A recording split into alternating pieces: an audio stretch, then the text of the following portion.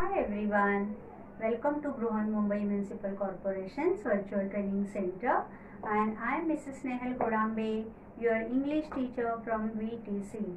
Let's begin with today's session. Everyone, welcome to today's session of pre-secondary scholarship examination, and this is our second paper and subject is English. विद्यार्थी मित्रांनो, स्कॉलरशिपच्या आजच्या भागामध्ये मी तुमची Snehal teacher तुमचं खूप खूप स्वागत करते. विद्यार्थी मित्रांनो, आपण याच्या आधीचा जो व्हिडिओ आहे ज्या मुलांनी पाहिला असेल तर तो मॉडेल ऑक्झिलरीजचा व्हिडिओ होता. आपण त्या व्हिडिओमध्ये मॉडेल ऑक्झिलरीज म्हणजे काय ते पाहिलं. त्यानंतर वेगवेगळ्या प्रकारचे मॉडेल ऑक्झिलरीज आपण विथ एक्झाम्पल्स याचा अभ्यास केलेला आहे आणि आजचा हा त्याचा पुढचा भाग आहे. This will be the second part of modal auxiliaries and in today's video we are going to solve some of the questions which is based on this topic. So those who have not seen the first or the previous part of the model auxiliaries, please see that part and then only you will be able to solve the question based on this topic, model auxiliaries.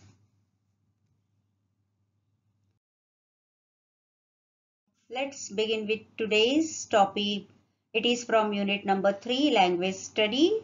And as I told you, subunit is 3.4 model auxiliaries, and this will be the second part of this unit, subunit model auxiliaries.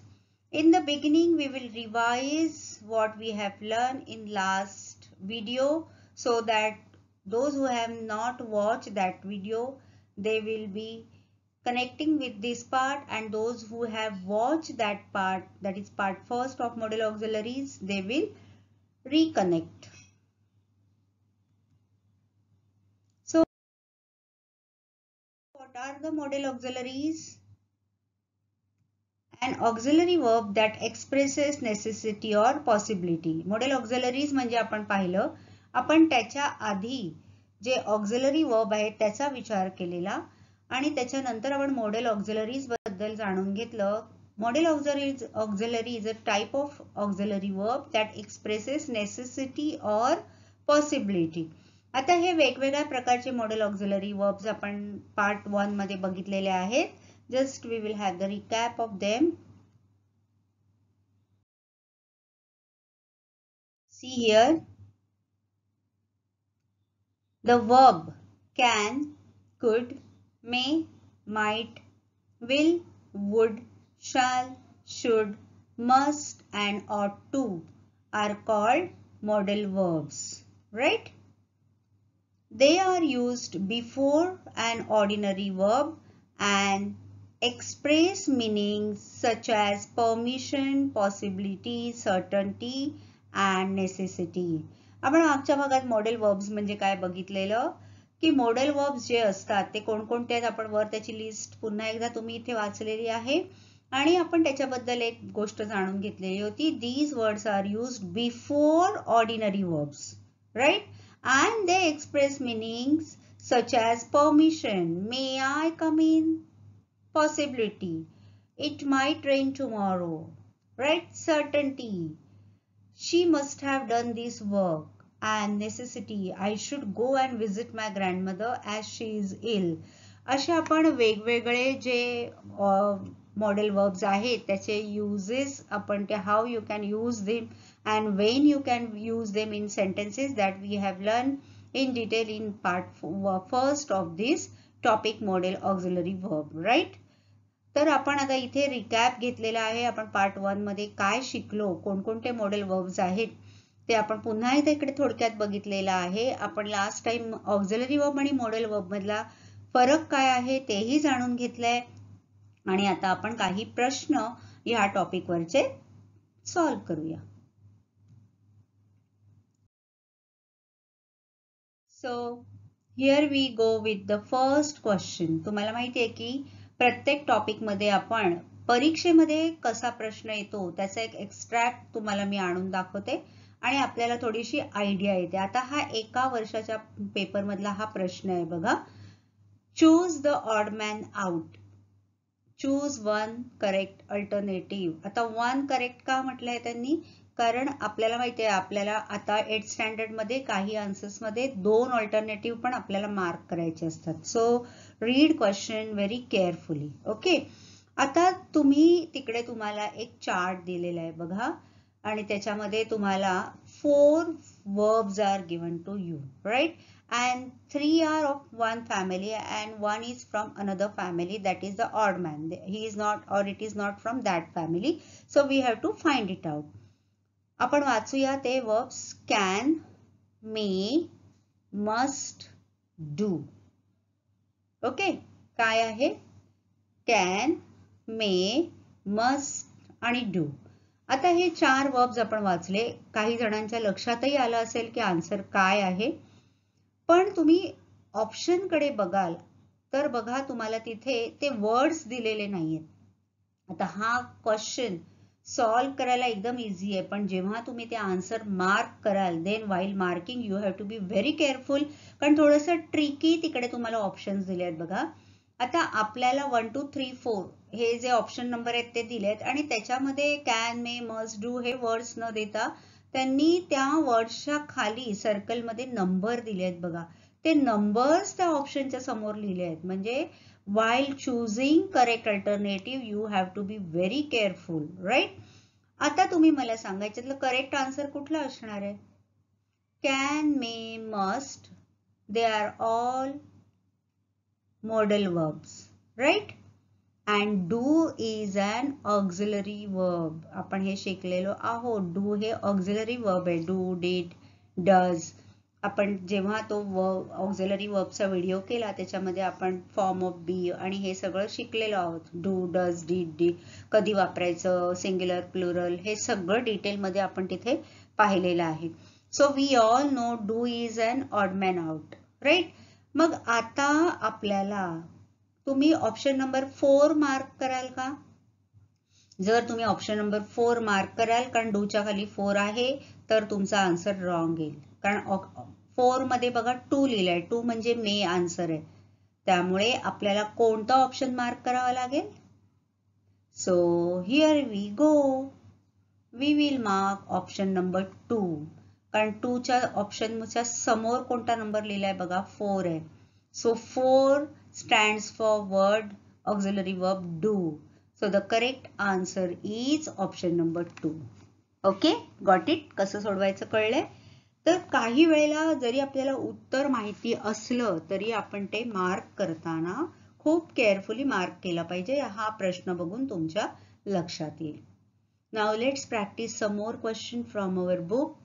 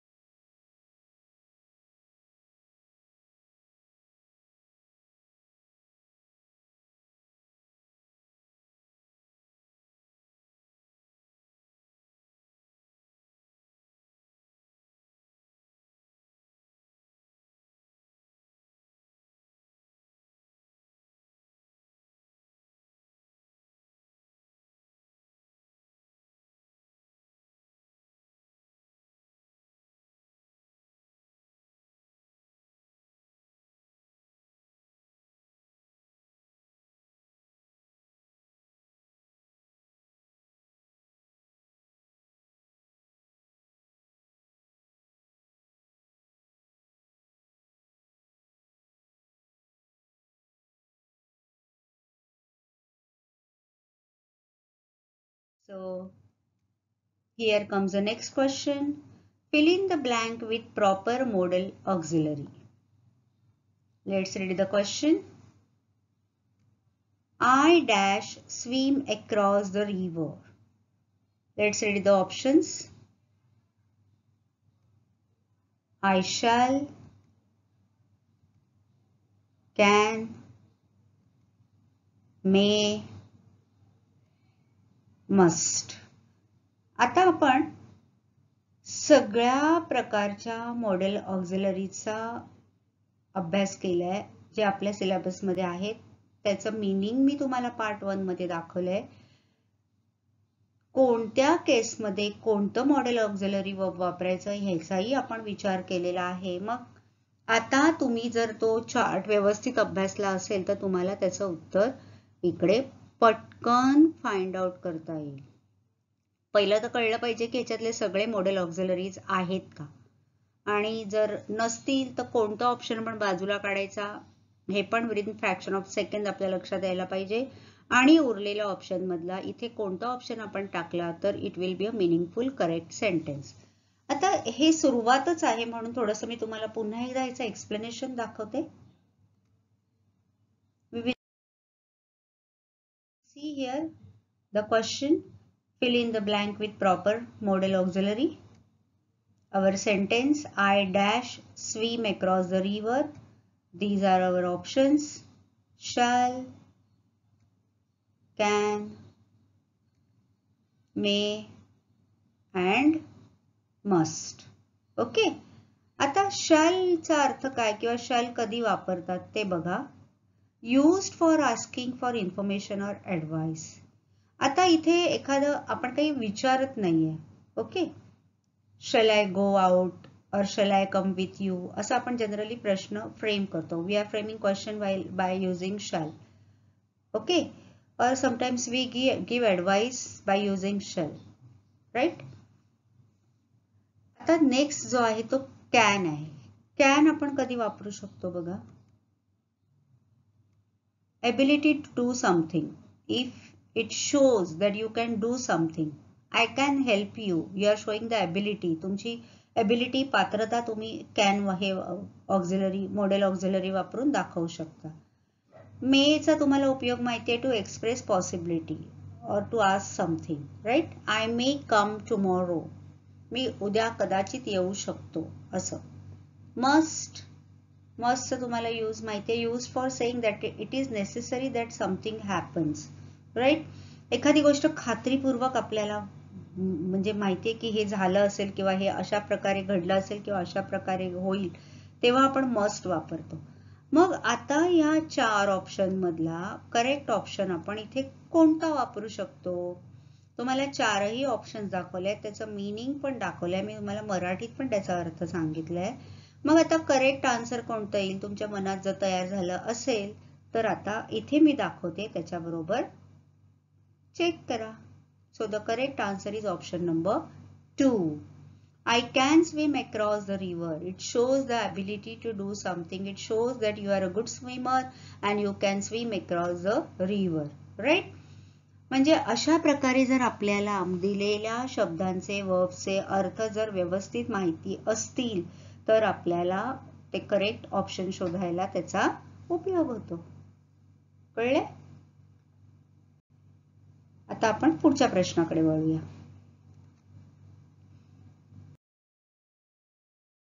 Next question is, choose the correct alternative. And the sentence is, I am really unfit. I dash do more exercise. Now there are 2 sentences. Second sentence is dependent on the first one, right? So let's see, find out the correct alternative so that that sentence will be meaningful and it will connect with the first one. I am, I have, I must or I had. आत्ताच आपण मागच्या प्रश्नामध्ये काही शब्दांचे अर्थ आपण जाणून घेतले. आता बघा, am, I am do more exercise असं हे सेंटेन्स होऊ शकत नाही, कारण दोन्ही काय आहेत, ऑक्झिलरी वर्ब्स आहेत, त्यामुळे ते बॅक टू बॅक आपण वापरत नाही. I have to do असं येऊ शकतं, then it will be the correct answer. I must do more exercise. I had do more exercise. कोणतं वाटतं तुम्हाला? आता मी तुम्हाला त्याच्यामध्ये घालून सेंटेन्स बनवून दाखवलं. तर आपण modal verbs चा वापर करतोय. We have seen that modal verbs are used to show the possibility or necessity. आता इथे नेसेसिटी आहे की मी आता अनफिट आहे पण मला एक्सरसाइज करणं गरजेचं आहे. So it is necessity. म्हणून कोणतं येणार answer? Correct answer is option number 3, that is must. व्यायाम करणं हे गरजेचं आहे. It is necessity. So I must do more exercise.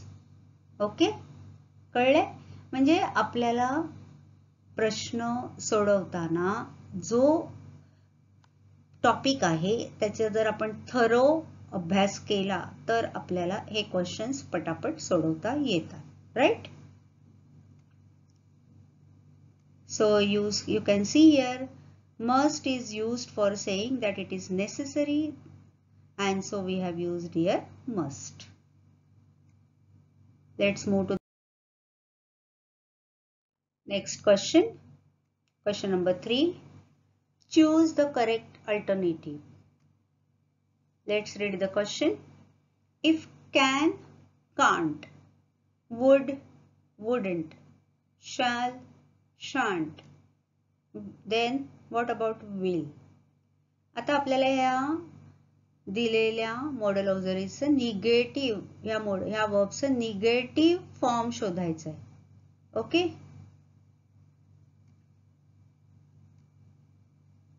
बघा विलचा निगेटिव्ह फॉर्म काय येणार? Read the options.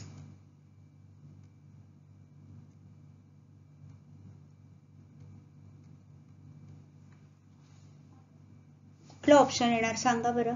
विलंट येणार, वोंट येणार, विल नॉट येणार की वुडंट येणार? आपल्याला दिलेले जे आहेत क्वेश्चन मध्ये ऑलरेडी निगेटिव्ह फॉर्म्स ते नीट त्याच्याकडे लक्ष द्या आणि नंतर तुम्ही तुमचा आन्सर चूज करा. आता बघा विलंट येईल का? विलंट नो. विल नॉट तर अजिबात येणार नाही कारण आपल्याला तिथे ॲब्रिव्हिएशन वापरायचं, शॉर्ट फॉर्म वापरायचे. वुडंट पण येणार नाही कारण वुडंट आपल्याला ऑलरेडी इथे पेअर दिसते. राईट? राहिला कोणता? आता तुम्ही विलंट आणि वोंट मध्ये थोडंसं काही मुलं कन्फ्यूज होऊ शकतात. तर विलंट हा शॉर्ट फॉर्म नसतो. It is not the negative form, abbreviated form of will. The correct answer is won't. So we will mark option number 2, won't.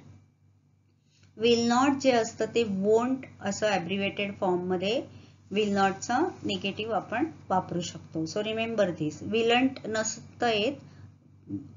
Abbreviated negative form of will is won't. Okay, म्हणजे असं थोडासा वेगळ्या टाईपचा प्रश्न पण तुम्हाला विचारला जाऊ शकतो.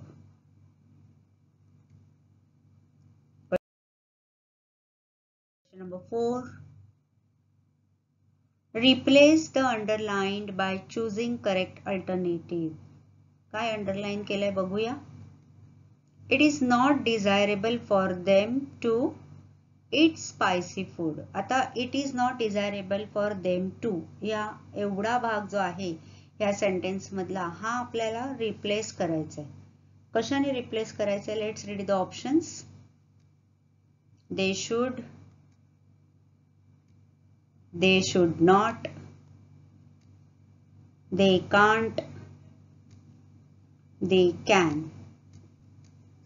आता आपल्याला किती वेगळ्या टाईपने हा प्रश्न विचारलाय बघा. आपल्याला मॉडेल वर्ब वापरायचं इकडे should, should not, can, can't असे. आता आपल्याला पॉझिटिव्ह निगेटिव्ह फॉर्म मध्ये आपल्याला 4 ऑप्शन्स दिलेले आहेत आणि आपल्याला त्या सेंटेन्स मधला जो भाग आहे अंडरलाइन केलेला त्याला रिप्लेस करायचा आहे. तर पहिला आपल्याला त्या अंडरलाइन जो पार्ट आहे त्याचं मीनिंग कळलं पाहिजे. We should know what it mean and then only we can replace it with the correct option from given alternatives. Right? It is not desirable for them to eat spicy food. अर्थ कळलाय का तुम्हाला? की त्यांच्यासाठी spicy, तिखट, जळजळीत असं अन्न खाणं हे डिझायरेबल नाहीये, उचित नाहीये, योग्य नाहीये. मग आता तुम्ही याच्यातलं कुठलं वापरून तिकडे तुम्ही रिप्लेस करून ते आन्सर करेक्ट येईल की त्या वाक्याचा अर्थ पण चेंज नाही झाला पाहिजे, असं हे दिस इज व्हेरी नेसेसरी, राईट. आता तुम्ही तुमचा आन्सर डिसाइड करा. They should eat spicy food, they should not eat spicy food, they can't eat spicy food की they can eat spicy food. They should eat spicy food, it is not desirable. म्हणजे आपल्याला थोडंसं negative form मध्येच इथे घ्यायला पाहिजे, कारण they should not असं हे जे आहे ते करेक्ट आन्सर आहे. So the correct answer is option number 2. कारण बघा, they should not eat spicy food असं जेव्हा आपण म्हणतो तेव्हाच त्याचा अर्थ हा होतो, it is not desirable for them to eat spicy food. They can't eat spicy food आपण जर बोललो तर त्याचा अर्थ वेगळा होऊ शकतो की ते खाऊ शकत नाहीत. पण they should not, it is not advisable for them to eat spicy food. Correct. आता दे शुड आणि दे कॅन येणारच नाही. आपण जसं म्हणतो नेहमी 50-50 आपण करतो, दोन अजिबात मॅच ना होणारे आन्सर्स आपण बाजूला काढतो आणि जे दोन राहिले आहेत त्याच्यातलं करेक्ट आन्सर आपण शोधतो. तर इथे दे कांट येणार नाही. दे कांट म्हणजे ते खाऊ शकत नाही असं त्याचा अर्थ होतो. पण इथे काय आहे, it is not desirable, it is not advisable for them to eat spicy food, आणि म्हणून correct answer is option number 2, they should not eat spicy food. कळलं?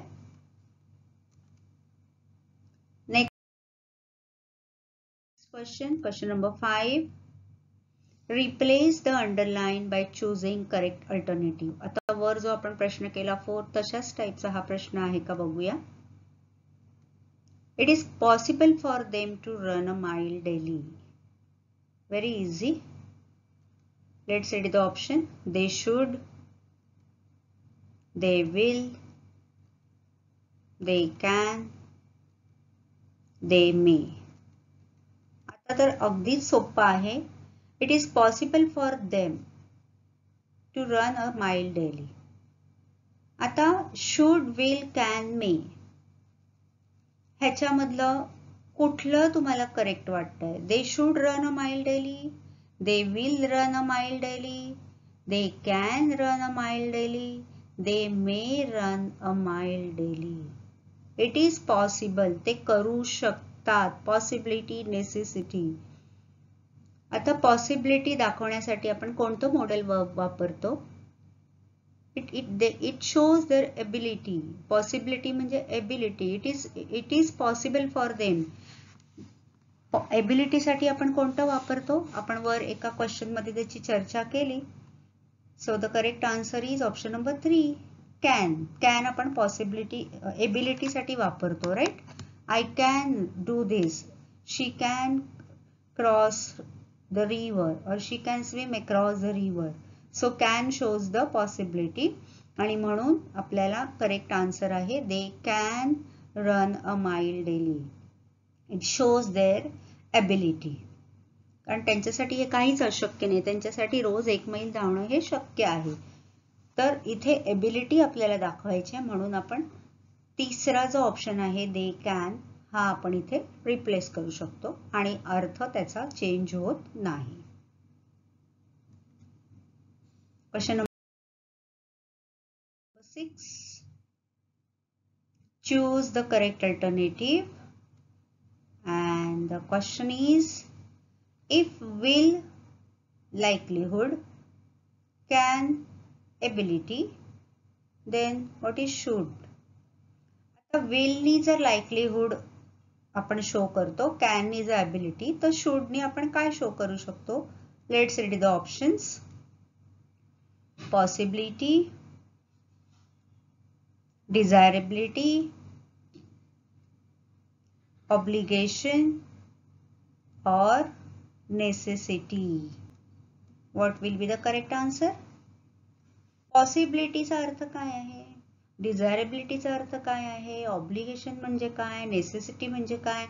ह्या चारही चा अर्थ किंवा याच्यासाठी कोणतं मॉडेल वर्ब वापरायचं याचा आपण पार्ट 1 मध्ये विचार केलेला आहे. तर तो चार्ट तुम्हाला मी नेहमी सांगते की तो चार्ट तुम्ही नोटबुक मध्ये कॉपी करा, म्हणजे जेव्हा तुम्ही क्वेश्चन आन्सर सॉल्व्ह कराल तेव्हा त्या चार्टला रेफर करून तुम्हाला आन्सर शोधायला सोपं जाईल. जर विलनी लायकलीहुड, कॅननी ॲबिलिटी आपण शो करतो, तर what we can show with using should. They should fast, they should exercise, they should come to school, they should work hard, right? You should read it properly. म्हणजे आपण इथे necessity दाखवतोय. So the correct answer is option number 4, right? Now next question.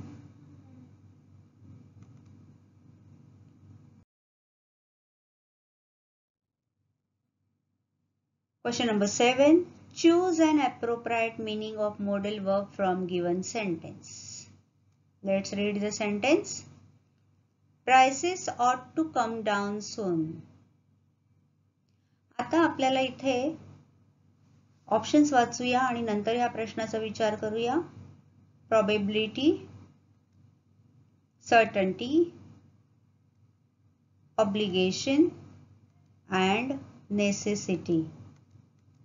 बघा, आता इथे तुमच्या समोर 2 task आहेत. एक तर पहिलं तुम्हाला कोणतं मॉडेल वर्ब आहे त्या सेंटेन्स मधलं हे माहिती पाहिजे आणि नंतर तुम्हाला त्या मॉडेल वर्बचा अर्थ किंवा त्याचा कुठे यूज करू शकतो हे कळलं पाहिजे, तरच तुमचा आन्सर बरोबर येऊ शकतो. Choose an appropriate meaning of modal verb from given sentence.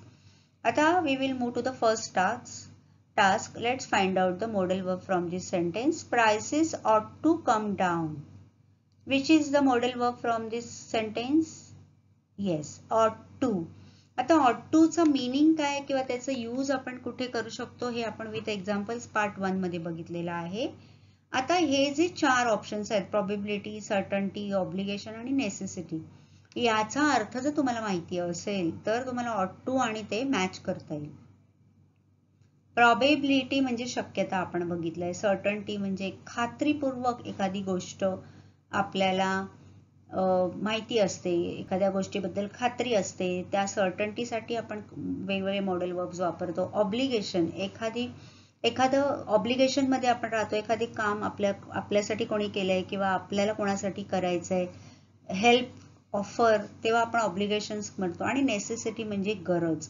आता prices ought to come down, ऑट टू कम, वस्तूंच्या किमती खाली येण्याची शक्यता आहे असं जेव्हा आपण म्हणतो तेव्हा ऑट टूचा मीनिंग काय असू शकतं ह्या 4 मधलं. आता मी तुम्हाला त्याचं मराठी ट्रान्सलेशन पण करून दाखवलंय. So check your answer. It will be option number 1, probability. Probably prices will come down or prices ought to come down. वस्तूंच्या किमती खाली येण्याची शक्यता आहे. पेट्रोलच्या वाढत्या किमती किंवा एलपीजी किंवा गॅस सिलेंडरच्या किमती किंवा धान्याचे भाव, भाज्यांचे भाव, अशा वेगवेगळ्या प्रकारच्या ज्या आपल्या डेली नीड्स असतात ते लोक त्याच्याकडे नजर ठेवून असतात की ह्याच्या किमती खाली येतील का किंवा काय. So prices ought to come down, येण्याची शक्यता आहे. जेव्हा बाजारामध्ये भाज्यांची आवक होते, जास्तीत जास्त भाज्या येतात तेव्हा त्याच्या किमती खाली येतात. मग आपण म्हणतो की आता भाज्यांची आवक झाली आहे, भाज्या खूप छान प्रकारे बाजारात आल्या आहेत, शेतकरी आता खूप चांगलं टोमॅटोचं उत्पादन झालंय किंवा व्हॉट एव्हर एखादी भाजी, तर आता त्याच्या किमती खाली येतील. So prices ought to come down. Probability आहे, शक्यता आहे. We are not sure about it, certainty नाहीये इथे, किंवा नेसेसिटी जरी असली तरी ऑट टू मधून दाखवणार नाहीये इथे. सो ऑट टू म्हणजे प्रॉबेबिलिटी, शक्यता. Okay, let's move to next question. Question number 8. Choose the correct modal auxiliary verb from the options to fill in the blank. Now there some modal auxiliary verbs are provided to us and we have to find out the correct modal auxiliary and we will fill in the blank. You dash work hard to get success. Very simple sentence. And our options are will, are, can, ought to. and the correct answer is you dash work hard to get success. You will work hard to get success. You are work hard to get success. You can work hard to get success, or you ought to work hard to get success. कोणता येणार? If you want to get success, then you have to work hard. आपण असं म्हणतो. मग आता इथे जे आपल्याला 4 ऑप्शन्स दिले ह्याच्यातलं कोणतं करेक्ट आन्सर असेल? You will work hard, you are work hard, you can work hard, or you ought to work hard. So the correct answer is option number 4. You ought to work hard to get success.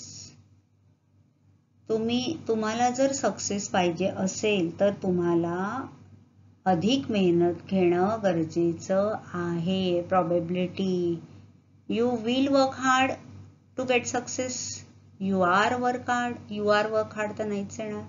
You can work hard to get success. इथे आपण possibility दाखवतोय. You can, एबिलिटीचा पण आपण विचार करतो. But तुम्हाला जर success पाहिजे असेल तर you ought to work hard, right?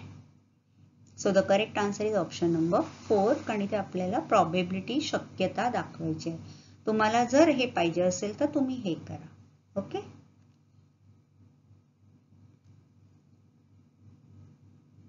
ऑट टू हे कधी वापरलं जातं? आपण तुम्हाला जर आठवत असेल तर आपण त्याचा विचार केला की ought to is use to say what somebody should do.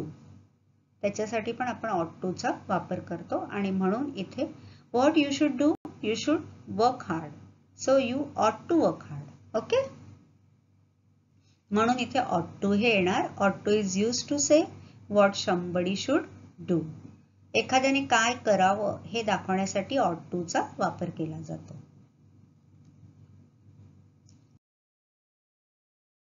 Next question number 9.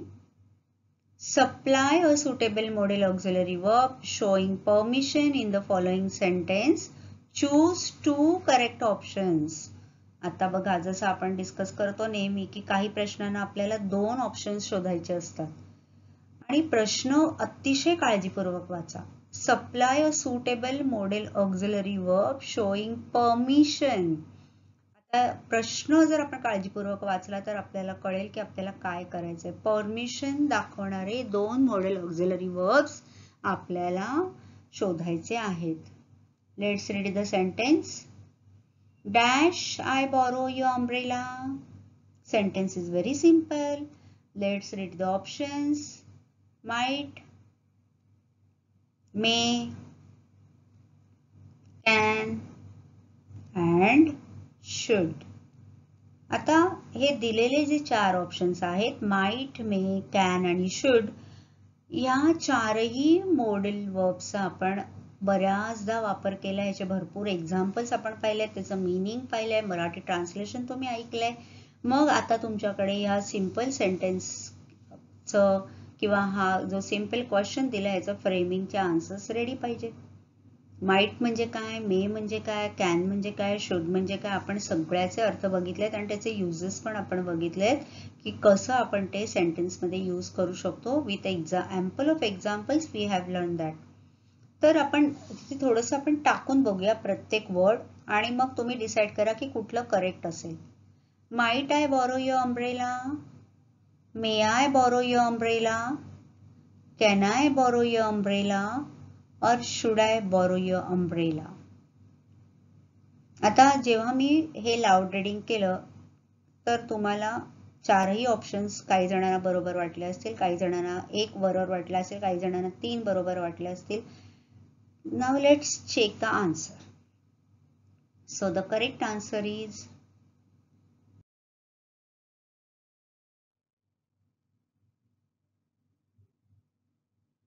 we will find out the correct answer by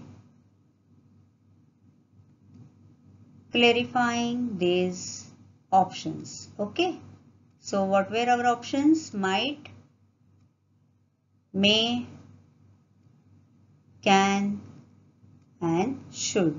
आता तुम्हाला मी जरी म्हटलं की आपण हे बऱ्याचदा वापरलंय, ह्याचे बरेच उदाहरणं बघितली आहेत, पण तरीही काही जणांना याचं मीनिंग इतकं सिमिलर वाटतं की दे मे गेट कन्फ्यूज. म्हणून परत एकदा मी तुम्हाला इकडे ह्याचे सगळ्याचे मीनिंग दाखवणार आहे आणि मग तुम्ही डिसाइड करा.